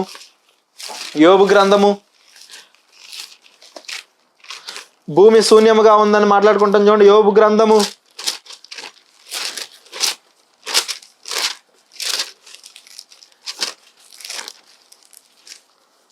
37వ అధ్యాయము, యోబు గ్రంథం 37వ అధ్యాయము 11వ వచనం. మరియు ఆయన దట్టమైన మేఘమును జలముతో నింపును. అంటే ఏంటి? సైకిల్. భూమి మీద సముద్రాల్లో ఉండే ఈ జలమే మరలా వెళ్ళి మేఘాల్లోకి వెళ్తుంది. దట్టమైన మేఘమును జలముతో నింపును, తన మెరుపు గల మేఘమును వ్యాపింపజేయును. ఆ మేఘాన్ని ఎక్కడికి పంపిస్తాడు? ఆయన ఎక్కడెక్కడ కావాలనుకుంటున్నాడు అక్కడక్కడ పంపిస్తాడు. తన మెరుపు గల మేఘమును వ్యాపింపజేయును, ఆయన వడల నడిపింపబడినదే నరులకు నివాసయోగ్యమైన భూగోళం మీద మెరుపును మేఘములను సంచారము చేయును. అవి తిరుగుతా ఉంటాయి. ఎందుకు తిరుగుతా ఉంటాయంట? ఆయన వాటికి ఆజ్ఞాపించినది యావత్తును అవి నెరవేర్చును. దేవుడు చెప్పిన పని చేయడానికి అవి తిరుగుతూ ఉంటాయి. ఇంతకీ దేవుడి వాళ్ళకి వాటికి చెబుతున్న పని ఏంటి? వాటికి పని ఏంటో చూడండి. శిక్ష కొరకే గాని, తమ భూలోకము కొరకే గాని, కృపచేయుటకే గాని ఆయన ఆజ్ఞాపించిన దానిని అవి నెరవేర్చును. 3 విషయాలు చెప్పాడండి. ఏంటా 3 విషయాలు? శిక్ష కొరకే గాని. శిక్ష అంటే ఏంటి? ఎవరైతే తప్పు చేస్తున్నారో, ఎవరైతే ఎన్నిసార్లు గద్దించినా వినని వాడు మరితిరుగు లేకుండా హఠాత్తుగా మరణించినట్టు హత్య చేసిన వాళ్ళు, మానభంగాలు చేసిన వాళ్ళు, తమ హృదయంలో గవర్నమెంట్కి ఎవరికి దొరకకుండా రకరకాల పాపాలు చేసిన వాళ్ళు, గవర్నమెంట్ దొరకలేదంటే సీసీ కెమెరాలు లేవు, కంప్లైంట్ చేసేవాడు ఎవరు లేడు, ఏ రకంగా అయితే గవర్నమెంట్కి చేరనీయకుండా వాళ్ళే తప్పులు చేసేవాళ్ళు ఉన్నారో, వాళ్ళ హృదయాల ప్రకారంగా తప్పులు చేసేవాళ్ళు ఉన్నారో, ప్రకృతి పరంగా తప్పులు చేసేవాళ్ళు ఉన్నారో, తప్పు చేసిన వారికి శిక్ష వేయడానికి అనేది ఒక పదం. శిక్ష కొరకే గాని, భూలోకము కొరకే గాని. భూలోకం కొరకు అంటే ఏంటి? పంటలు రావాలి, మరలా మొక్కలు రావాలి, భూమి యొక్క సమతుల్యం మరలా మంచిగా అవ్వాలి, ఏమంటారు మొక్కలు ఆహారాన్ని ఇచ్చే మొక్కలు రావాలి, జంతువులకి వాటర్ దొరకాలి. ఇలా భూలోకాన్ని మంచిగా చేయడానికే కానీ, కృప చేయుటకే కానీ. కృప అంటే ఏంటి? ఎవరికైతే అవసరమో వాళ్ళకి జలము, వాళ్ళకి ఆహారము అయ్యవడానికైనా అవ్వచ్చు. ఎవరైతే వేరే వాళ్ళ వల్ల హింసింపబడ్డారో వాళ్ళకి పరలోకాన్ని దయచేయడానికైనా అవ్వచ్చు. ఎవరైతే వేరే వాళ్ళ వల్ల బాధలు పడుతున్నారో వాళ్ళకి మీరు ఇంకా భూమి మీద బ్రతికింది చాలు, ఇప్పటివరకు మీరు శ్రమ అనుభవించింది చాలు, నా యొద్దకు రండి, నేను మీకు విశ్రాంతి కలుగజేయుదును. యేసుప్రభు వారు అంటారు చూడండి మాట, మత్తయి సువార్త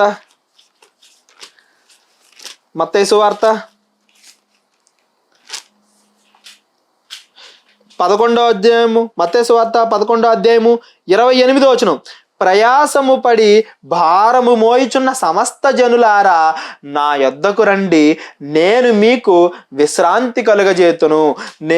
అంటే ఏంటి? ఎవరైతే భూమి మీద వేరే వాళ్ళు చేసిన పాపాలకి వీరు ఇప్పుడు పేదవారుగా ఉంటారండి.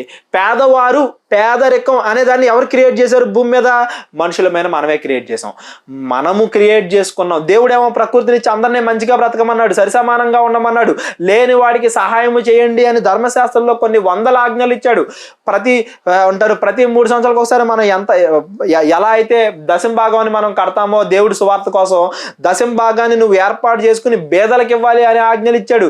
ఎన్ని ఆజ్ఞలు ఇచ్చినా కానీ పేదలకే సహాయం చేయండి, పేదరికాన్ని సృష్టించింది మీరే, మరలా దాన్ని తీసివేయండి, బానిసత్వం వద్దు అని ఎన్ని ఆజ్ఞలు ఇచ్చినా కానీ మనమే భూమి మీద పేదరికాన్ని తయారు చేసుకున్నాం. దేవుడిచ్చిన భూమిని ఇది నాది, ఇది నాది అనుకుంటూ కొంతమంది దగ్గర అసలు తినటానికి కూడా లేకుండా మనం చేసాం. మన తప్పుల వల్ల ఎవరైతే ఇబ్బంది పడ్డారో వాళ్ళతో మాట్లాడుతున్నాడు, ఇప్పటి వరకు మీరు బాధపడింది చాలు, నా యొద్దకు రండి, మీకు శరీరాలు కాదు పరలోకం ఇస్తాను నేను. భూమి మీద శరీరంతో బాధ ఉంటుంది, ఆనందం ఉంటుంది, శ్రమ ఉంటుంది, అన్నీ ఉంటాయి, కానీ అసలు మంచి మాత్రమే ఉండేది. చెడు లేని లోకాన్ని నేను మీకు ఇస్తాను. మీరు బాధపడ్డారు కనుక నేను మీకు న్యాయం చేస్తాను. ఎవరైతే కష్టపెట్టారో మిమ్మల్ని వాళ్ళ దగ్గర మీరు విక్టిమ్గా ఏమంటారు, బాధపరచబడిన వారే, మోసపరచబడిన వారే ఉన్నారు కాబట్టి మీరు నా యొద్దకు రండి, నేను మీకు విశ్రాంతి కలగజేస్తాను అని దేవుడు మాట్లాడుతున్నాడు. చిన్నపిల్లలు అంటారా? చిన్నపిల్లలైనా అంతే. మనుషుల తప్పుల వల్ల చిన్నపిల్లలు బాధపడుతున్నారు, మనుషుల తప్పుల వల్ల చిన్నపిల్లలు చచ్చిపోతున్నారు. కడుపులో ఉండగానే చంపేసే క్రూరులు కొంతమంది ఉన్నారు. చనిపోయిన కడుపు నుండి బయటకు వచ్చిన వెంటనే ఆ పిల్లలు ఆడపిల్లలు అనుకుని ఏమంటారు, ఆడపిల్లలు మాకొద్దు అనుకుని చెత్తబొట్టల్లోనూ హాస్పిటల్ల పైనుంచి పడేయడం మనం చూసాం. కాలు కింద వేసి తొక్కేస్తున్న జనాలు కూడా ఉన్నారు మానవత్వం లేకుండా. చిన్న పిల్లల్ని ఎదగనీయకుండా మనుషులు చంపేస్తుంటే ఆ మనుషులకి దేవుడిస్తున్న శిక్ష నరకం. మరి వాళ్ళ చేత బాధపరచబడ్డారు కాబట్టి, వీళ్ళ తప్పు లేకుండా వీళ్ళు ఏమంటారు శిక్ష అనుభవించారు కాబట్టి, భూమి మీద శరీర ప్రకారంగా బాధ అనుభవించారు కాబట్టి దేవుడు వీళ్ళకి పరలోకాన్ని ఇస్తున్నాడు.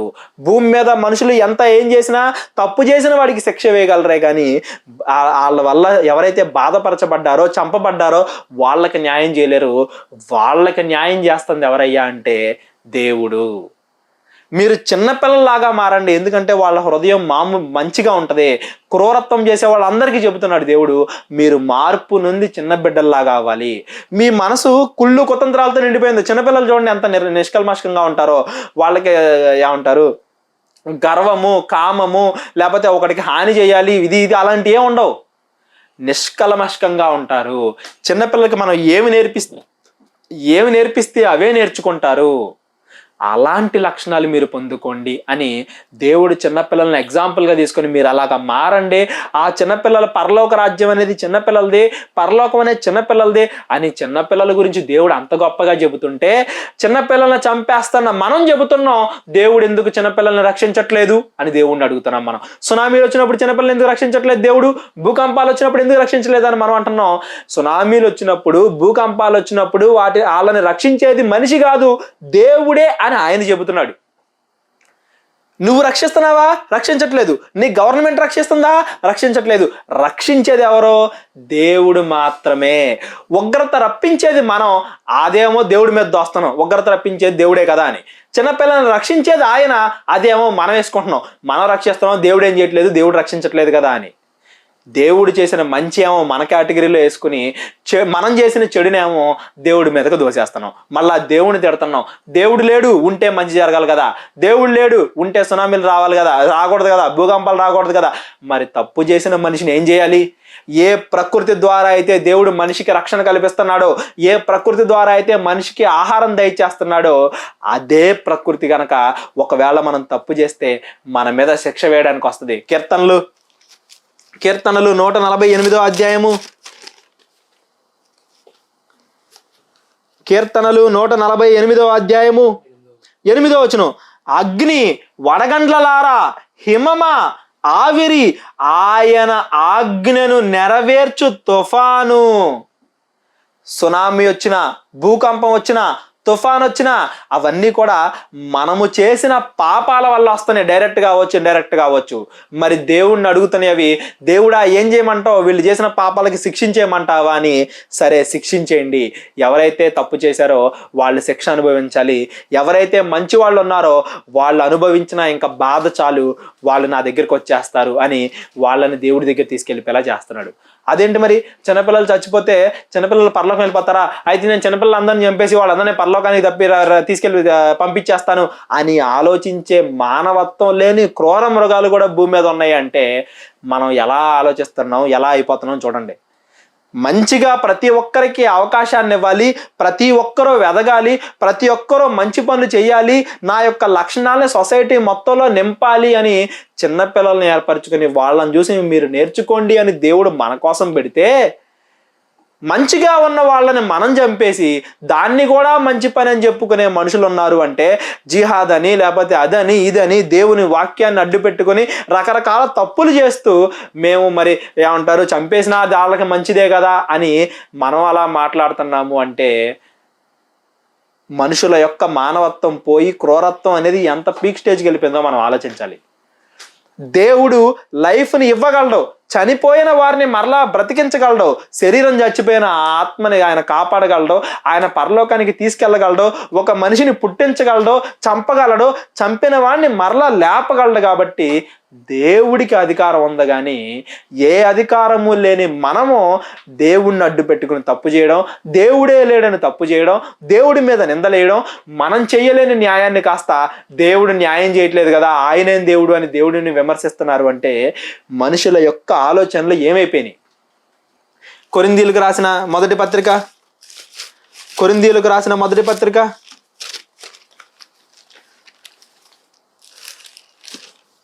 కొరింథీయులకు రాసిన మొదటి పత్రిక 2వ అధ్యాయము 14వ వచనం. కొరింథీయులకు రాసిన మొదటి పత్రిక 2వ అధ్యాయం 14వ వచనం. ప్రకృతి సంబంధమైన మనుషుడు దేవుని ఆత్మ విషయములను అంగీకరింపడు, అవి అతనికి వెర్రితనముగా ఉన్నవి, అవి ఆత్మానుభవము చేతనే వివేచింపదగుదము గనుక అతడు వాటిని గ్రహింపజాలడు. ఎవరైతే దేవుణ్ణి అంగీకరించరో, వాక్యాన్ని అంగీకరించరో, ఆత్మ సంబంధంగా ఆలోచించరో అలాంటి వారికి ఈ విషయాలు అర్థం కావంటండి. సునామీ భూకంపం వచ్చిందనుకోండి, ఈ సునామీకి ఈ పేరు పెడదాం, ఈ తుఫానికి ఈ పేరు పెడదాం, ఇది ఇంత స్కేల్లో వస్తుంది, ఇటు నుంచి అది కూడా సరిగ్గా చెప్పలేరు. ఎందుకంటే గాలి ఎటు వీచునో ఎటు పోవునో మీకు తెలియదు అన్నాడు దేవుడు. సునామీని ఎక్కడ రప్పించాలి, ఎప్పుడు రప్పించాలి, వర్షాన్ని ఎక్కడ రప్పించాలి, ఎప్పుడు రప్పించాలి, అది మంచి కోసం, భూమి కోసం, కృప కోసం రప్పించాలా, జనాలకి శిక్ష వేయడం కోసం రప్పించాలా అనేది మనుషుల పాపాలను బట్టి, దేవుడి యొక్క కృపను బట్టి దాని మీదే రివాల్వ్ అవుతూ ఉంటుంది. కానీ ఇది ఇటు వస్తుంది, అది అటు వస్తుంది, ఈ రోజు ఎలా వస్తుంది, ఆ రోజు ఎలా వస్తుంది అని సైంటిస్టులు కూడా యాక్యురేట్గా చెప్పలేకపోతున్నారు. ఎన్ని భూకంపాలు వచ్చినా ఎన్ని వచ్చినా అంటే దాని అర్థం ఏంటో తెలుసా? దేవుడి కంట్రోల్లో ఉన్నాయి అవన్నీ కూడా. దేవుడు ఆజ్ఞాపిస్తున్నాడు ఎప్పుడు శిక్షించాలి, ఎప్పుడు వీళ్ళని దీవించాలి, ఎప్పుడు ఏమంటారు ఎవరైతే బాధపడుతున్నారో వాళ్ళకి విశ్రాంతినివ్వాలి, అవన్నీ కూడా దేవుడి ఆధీనంలో ఉంటాయి. ఇన్ని పాపాలు దేవుడికి రక్షించట్లేదు అది అని మనం మాట్లాడుకుంటున్నాం. ఒకసారి మనం ఆలోచిద్దామండి, మనుషులు చేసిన వాటి వల్ల ఎంతమంది చచ్చిపోతున్నారో మనం ఆలోచిద్దాం. ఇప్పుడు మనం ఇవి చేసుకుంటాం, వెహికల్స్, బైకులు, కార్లు, ఇవన్నీ కూడా. యాక్సిడెంట్ల వల్ల ప్రపంచంలో ఎంతమంది సంవత్సరానికి చచ్చిపోతున్నారు తెలుసా? సంవత్సరానికి 150,000 మంది చచ్చిపోతున్నారండి సుమారుగా. అంటే రోజుకి దగ్గరగా ఏమంటారు, గంటకి దగ్గరగా 50 మంది, నిమిషానికి మనం ఈ మెసేజ్ స్టార్ట్ చేసి ఎండ్ చేసుకునేసరికి ఒక 50-60 మంది చచ్చిపోయి ఉంటారు. ఏమంటారు రోడ్ యాక్సిడెంట్ల వల్ల. అవన్నీ ఎవరు క్రియేట్ చేసుకున్నవి? మనుషులు క్రియేట్ చేసుకున్నవి కావా?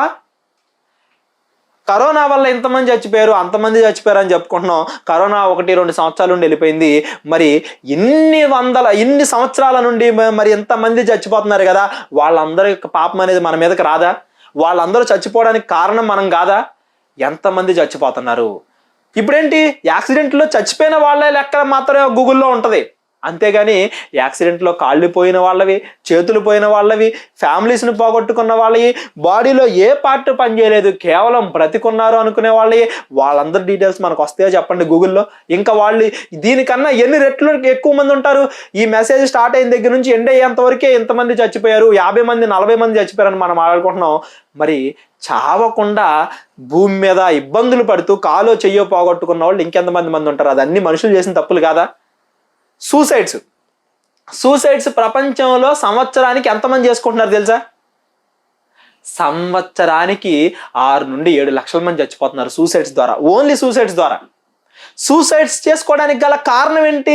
స్టూడెంట్ ప్రెజర్ అవ్వచ్చు, చదువుకోవాలి, జాబ్ చేయాలి, డబ్బు సంపాదించాలనే ప్రెజర్ అవ్వచ్చు, ఏమంటారు రైతుల మీద మాకు గిట్టుబాటు ధర రావట్లేదు, మమ్మల్ని గవర్నమెంట్ రక్షించట్లేదు, అది ఇది అని ఆ ప్రెజర్ అవ్వచ్చు. వాళ్ళకి ఏమంటారు కాలాలు, వర్షాకాలం, ఈ కాలాలన్నీ దెబ్బతినడానికి మనిషి చేసిన, ప్రకృతిని పాడు చేసిన, ప్రకృతిని కలుషితం చేసిన విధానం అవ్వచ్చు, ఏ రకంగా అయినా అవ్వచ్చు. ఒక ప్రెజర్ తట్టుకోలేక సూసైడ్స్ చేసుకుంటున్న వాళ్ళు సంవత్సరానికి 6 నుంచి 7 లక్షల మంది ఉన్నారు. మరి ఆ సూసైడ్స్ చేసుకుంటున్నారు అనేది మానవులు కల్పించింది కాదా? సూసైడ్స్ పక్కన పెడదాం, రోడ్ యాక్సిడెంట్లు పక్కన పెడదాం, ఎంతమంది ఇంకా ఎన్ని రకాల వ్యాధులు, ఎయిడ్స్ తీసుకొచ్చింది మనిషే, క్యాన్సర్ తీసుకొచ్చింది మనిషే, దేవుడి మీద అంటాం మళ్ళీ రోగాలు తీసుకొచ్చింది దేవుడు కాదండి. దేవుడు క్రియేట్ చేసినప్పుడు ప్రకృతి చాలా అందంగా ఉంది. వాటన్నింటినీ భూమి మీదకి తీసుకొచ్చి ప్రపంచాన్ని పాడు చేస్తుంది మనం. జన్మ పాపం అనే టాపిక్ లో మనం చూసాం, దేవుడు మనిషిని పాపముతో చేయడు, పాపం అనేది మనిషి చేసుకునేది. హెచ్కేలు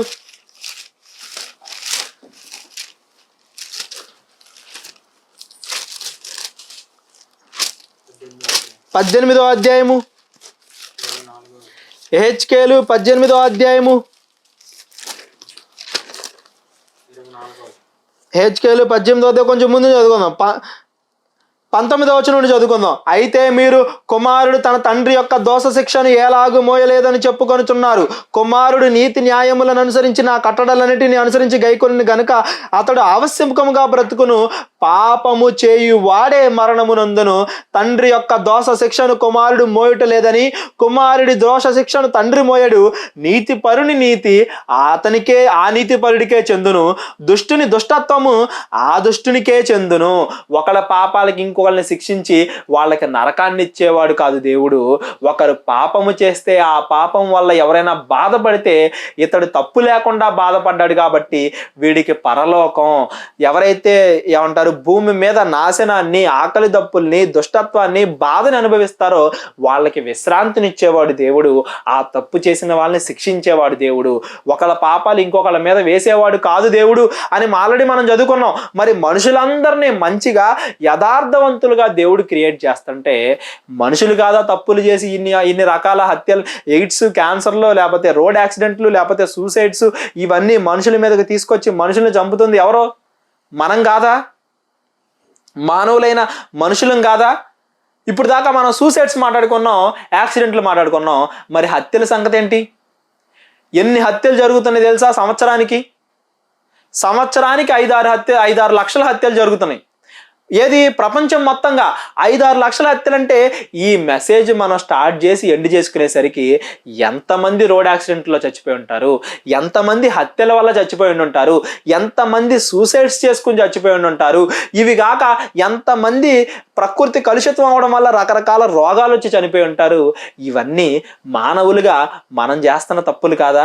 పైగా మనం దేవుడిని నిందిస్తున్నాం. దేవుడు ఉంటే వీళ్ళెందుకు చచ్చిపోతున్నారు, వాళ్ళెందుకు చచ్చిపోతున్నారు, వాళ్ళెందుకు చచ్చిపోతున్నారని చచ్చిపోవడం వల్ల దేవుడు వాళ్ళందరికీ కూడా విశ్రాంతినిస్తున్నాడు. భూమి మీద ఉండే దుష్ట కార్యాలు చూడకుండా, వాళ్ళందరూ భూమి మీద ఉండే చెడ్డ కార్యాలకు లోనవ్వకుండా, ఇంకా బాధ అనుభవించకుండా దేవుడు వాళ్ళకి పరలోకాన్ని ఇస్తున్నాడు.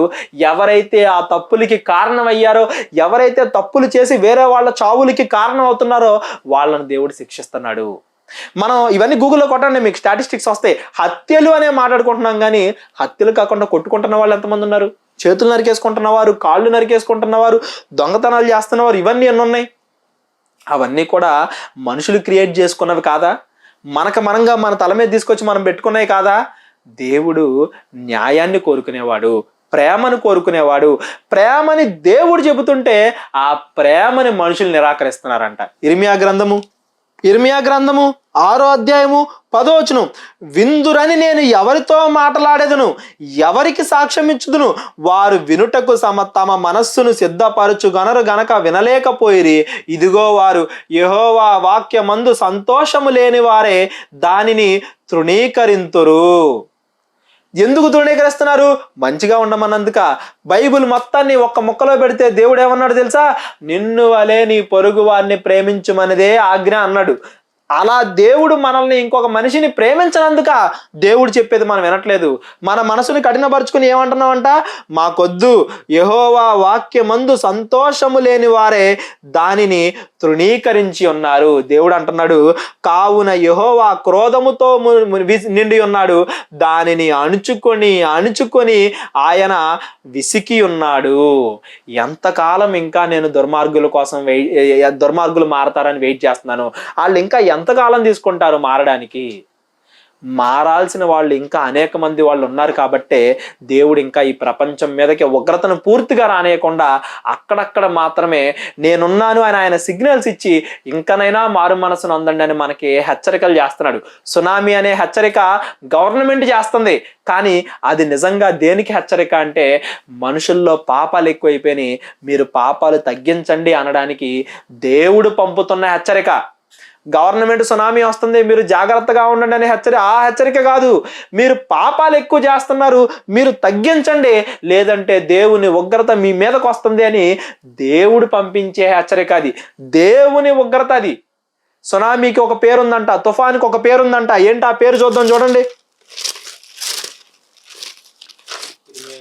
ఇర్మియా గ్రంథము 30వ అధ్యాయము 23వ వచనం, ఇదిగో యెహోవా మహా ఉగ్రత అను పెనుగాలి బయలుదేరుచున్నది, అది గిరగిరా తిరుగు సుడిగాలి, అది దుష్టుల మీద పెళ్ళున దిగును, తన కార్యము మురిగించు వరకు, తన హృదయాలోచనలు నెరవేర్చు వరకు యెహోవా కోపాగ్ని చల్లారదు. అంత్య దినములలో మీరీ సంగతిని గ్రహింతురు. ఎవరెవరైతే తప్పులు చేస్తున్నారో దేవుని ఉగ్రత అనే పెనుగాలి, సుడిగాలి, తుఫాను, వరద ఇవన్నీ కూడా మనుషుల మీదకి వస్తున్నాయి. ఎవరైతే తప్పులు చేస్తున్నారో వాళ్ళని శిక్షిస్తున్నాయి. అవి నిజమైన హెచ్చరికలు. మనకి న్యూస్లో చూస్తూ మనం అరే ఇక్కడ తుఫాను వచ్చిందే, ఇక్కడ భూకంపం వచ్చిందే అని మనం అనుకుంటున్నామేమో. అది దేవుడు చేస్తున్న హెచ్చరిక. పాపము చేస్తే అదే ప్లేస్లో నువ్వుంటావు అని దేవుడు మనకి చేస్తున్న హెచ్చరిక. మరి అక్కడ చిన్నపిల్లలు చచ్చిపోతున్నారు కదా, తప్పు చేయని వాళ్ళు చచ్చిపోతున్నారు కదా, మంచి వాళ్ళు చచ్చిపోతున్నారు కదా అని మనం అడుగుతున్నామేమో. దేవుడు వాళ్ళకి విశ్రాంతినిస్తున్నాడు. ఎవరైతే తప్పు చేసిన వాళ్ళ చేతిలో హింసింపబడ్డారో వాళ్ళని గవర్నమెంట్ రక్షించలేదు, దేవుడు రక్షించగలడు. శిక్షించడాన్ని గవర్నమెంట్ పరిపూర్ణంగా చేయలేదేమో, జనాలు తప్పించుకుపోతారేమో, దేవుడు శిక్షించగలడు. చెడ్డవారిని శిక్షించడానికి, మంచి వారిని పరలోకము తీసుకెళ్ళటానికి, అది చూస్తూ ఉన్న మిగతా జనాలకి బుద్ధి చెప్పడానికి, హెచ్చరిక చేయడానికి దేవుడు తుఫాన్ని, సునామీని, భూకంపాలని వీటన్నిటిని కూడా వాడుకుంటున్నాడు. వాటిని బట్టి మనం మార్పు చెందాలి. ఒకడు ఏదైనా ఒక పెద్ద ఉగ్రత వచ్చింది అనుకోండి, ఒకళ్ళు రక్షింపబడతారంట, ఒకళ్ళు ఆగిపోబడతారట. ఒకళ్ళు వదిలేయబడతారు, ఒకళ్ళు దేవుడి యొద్దకు తీసుకెళ్ళబడతారు. ఒకళ్ళు బాధపరచబడతారు. నశించుచున్న వారికి దేవుని యొక్క ఇది, కానీ మనకి మాత్రం దేవుని రక్షణ అంటాడు. చూడండి, దేవుని యొక్క శక్తి. కొరింథీయులకు రాసిన మొదటి పత్రిక, కొరింథీయులకు రాసిన మొదటి పత్రిక మొదటి అధ్యాయము 18వ వచనం, మొదటి అధ్యాయం 18వ వచనం, సిలువను గూర్చిన వార్త నశించుచున్న వారికి వెరితనము గాని రక్షింపబడుచున్న మనకు ఆయన శక్తి, దేవుని శక్తి. ఒకవేళ ఇక్కడ తుఫాన్ వచ్చినా, సునామీ వచ్చినా, భూకంపం వచ్చినా, ఏదొచ్చినా కానీ మనం దేవుని ప్రకారంగా నడుచుకుంటే మనం హాయిగా ఉండొచ్చు. ఎందుకంటే దానివల్ల మనకి పరలోకం వచ్చింది. అది దేవుని శక్తి. ఎవరైతే పాపాలు చేస్తారో వాళ్ళు భయపడాలి. ఎందుకంటే దేవుని ఉగ్రత వాళ్ళ మీదకి వస్తుంది. దానివల్ల వాళ్ళు నరకానికి వెళ్ళిపోతారు. భూమి మీద దేవుడు మనకిచ్చిన ఈ శరీరాన్ని ఉపయోగించి మనం మంచి పనులు చేయాలే కానీ వేరే వాళ్ళకి ఇచ్చిన స్వాతంత్రాన్ని మనం తీసివేయకూడదు. జనాలు వేరే వాళ్ళకి ఇచ్చిన స్వాతంత్రాన్ని తీసేస్తున్నారు. జనాలు చంపేస్తున్నారు, హత్యలు చేస్తున్నారు, మానభంగాలు చేస్తున్నారు, చిన్న పిల్లలను చూడకుండా, చిన్న పిల్లలకి దేవుడిచ్చిన ఆయుష్ కాలం వాళ్ళని బతకనీయకుండా వాళ్ళని అప్పుడే చంపేస్తున్నారు. అప్పుడే చిన్నపిల్లల మీద కూడా మానభంగాలు, హత్యలు చేస్తున్నారంటే వాళ్ళ క్రూరత్వం, వాళ్ళ యొక్క వాళ్ళలో ఉన్న మృగతత్వం ఎంత బాగా వెళ్ళిపోయిందో చూడండి, పీక్ స్టేజ్కి వెళ్ళిపోయిందో. అలాంటి వాళ్ళని దేవుడు ఊరికే వదిలిపెట్టడు. దేవుడు ఖచ్చితంగా దుర్మార్గుని శిక్షించి చేరతాడు. ఏదన్నా దేవుడి ఉగ్రత కలిగింది అంటే అది రక్షింపబడే వాళ్ళకి దేవుని శక్తి, పాపాలు చేసే వారికి దేవుని యొక్క నాశనము. ఈ విషయాన్ని మనం ఎప్పుడు కూడా గుర్తుపెట్టుకోవాలి. మరి అప్పుడప్పుడు సునామీలు, భూకంపాలు జరిగినప్పుడు ఫస్ట్ రియాక్ట్ అయ్యేది ఎవరో? క్రైస్తవులు. ఎక్కడన్నా కరువు వచ్చినా, ఏదన్నా వచ్చినా బైబిల్లో మొట్టమొదటిగా క్రైస్తవులు రియాక్ట్ అయినట్టుగా మనం చూస్తాం. వాళ్ళ చరస్థిరాస్తులు అమ్మి వేరే వాళ్ళకి దానంగా ఇచ్చినట్టుగా మనం చూస్తాం. ఒకడు రక్షించాలన్నా క్రైస్తవుడే, రక్షించాలన్నా దేవుడే, శిక్షించాలన్నా కూడా దేవుడే. దేవుడి కన్నా బెటర్గా ఆ పనిని ఇంకెవరూ చెయ్యలేరు. చెయ్యగలరా అంటారా? చెప్పండి ఎలా చేయగలరు, చూపించండి ఎలా చేయగలరు. లైఫ్ని ఇచ్చిన వానికి ఆ లైఫ్ని తీసేసుకునే అధికారం కూడా ఉంది. ఎప్పుడు ఇవ్వాలి, ఎప్పుడు తీసేసుకోవాలి అనేది మన యొక్క కార్యాల మీద, మనుషులందరి యొక్క పాప పుణ్యాల మీద ఆధారపడి ఉంటుంది. మనం వేరే వాళ్ళకి హెల్ప్ చేస్తూ, వేరే వాళ్ళకి సువార్తను ప్రకటిస్తూ, వేరే వాళ్ళ చేత చెడు కార్యక్రమాలు మానింపజేస్తూ మనం మంచిగా ఉన్నామా, దేవుడి కాపుదల మన మీద ఉంటుంది, దేవుడు ఆశీర్వాదం మన మీద ఉంటుంది. ఎప్పుడైతే మనం తప్పు చేశామో అప్పుడు దేవుడి ఉగ్రత మన మీదకి వస్తుంది. పాత నిబంధన నుంచి కొత్త నిబంధన వరకు మనం చూసింది అదే. ఎప్పుడైతే మనుషులు తప్పు చేస్తారో దేవుడు ఉగ్రత చూపిస్తాడు. మరలా ఆయన మరలా మంచిగా మారే అవకాశం ఇస్తాడు. ఆ ఉగ్రతలో ఒకవేళ మంచి వాళ్ళు కనుక ఏమైనా అయిందంటే వాళ్ళకి దేవుడు పరలోకం అనే గొప్ప న్యాయాన్ని తీరుస్తున్నాడు. ఒక 5 లక్షలు 10 లక్షలు ఇచ్చి గవర్నమెంట్ చేతులు దులిపేసుకోవచ్చేమో కానీ దేవుడు మాత్రం నిరంతరము వాళ్ళకి సంతోషాన్ని ఇస్తాడు. మరలా మనుషులకి మంచి అవకాశాన్ని ఇస్తాడు. మరలా మనుషులు వినకపోతే మరలా దేవుడు ఉగ్రతను వాళ్ళ మీదకి తెప్పిస్తాడు. ఇవన్నీ చూస్తున్న మనం రోజు న్యూస్లో ఓహో ఇక్కడ ఇలా జరిగిందా, ఓహో ఇక్కడ జరిగిందా, ఒక హత్య జరిగిందా, ఒక మానభం జరిగిందా, ఒక రేపు జరిగిందా, ఒక భూకంపం వచ్చిందా, ఒక సునామీ వచ్చిందా అని చూస్తున్న మనం దాన్ని బట్టి ఏం గ్రహించాలంటే ఆ ఉగ్రత రేపొద్దున నీ మీద కూడా వస్తుంది. నువ్వు రెడీగా ఉన్నావా?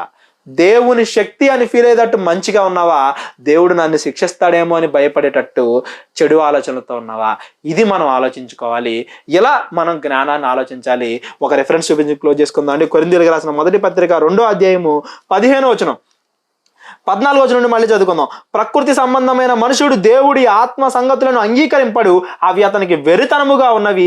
అవి ఆత్మానుభవనే చేతనే గాని వివేచింపగను గనక అవి ఆత్మానుభవము చేతనే వివేచింపదడుగును గనక అతడు వాటిని గ్రహింపలేడు. ఆత్మ సంబంధి అయిన వాడు అన్నింటినీ వివేచించును. ఈ విషయాలన్నీ యాక్సెప్ట్ చేసేలాగా, ఆలోచించేలాగా, దానికి తగ్గట్టుగా మన హృదయాన్ని మార్చుకుని మంచిగా ఉండేలాగా మీరు ఆత్మ సంబంధులుగా ఉన్నారా లేకపోతే ప్రకృతి సంబంధులుగా ఉన్నారా అనేది మనకు మనమే డిసైడ్ చేసుకోవాలి. మనమే ఆలోచించుకోవాలి. మనమే ఏమంటారు, మన మార్పుకి కారణం అవ్వాలి, ప్రపంచ మార్పుకి కారణం అవ్వాలి. లోకానికి వెలుగుగా దేవుని వాక్యాన్ని, సువార్తని ప్రకటించే ఒక జ్యోతిగా మనం ఉండాలి. ఎప్పుడు కూడా న్యూస్లో చూసే ఆలోచనలు, న్యూస్లో చూసే వార్తలు, ఈ దేవుడు లేడనే వాళ్ళ మాటలు మీ హృదయాన్ని మరలా విశ్వాసం నుండి బలహీనపరచకుండా ఈ మాటలు మిమ్మల్ని బలపరచాలని కోరుకుంటూ, ఒకవేళ మీకు ఇంకా డౌట్స్ ఏమైనా ఉంటే కాల్ చేయమని కోరుకుంటూ ప్రార్థన చేసుకుందాం. ప్రార్థన. మహోన్నతుడైన మా పరమ తండ్రి, కృతజ్ఞతల దేవ తండ్రి, మీ ఉగ్రతకి మేము లోనవ్వకుండా తండ్రి ఎల్లప్పుడూ మా హృదయాన్ని మీ రాక కొరకు, మీ కుమారుని రాక కొరకు సిద్ధముగా ఉంచుకొని తండ్రి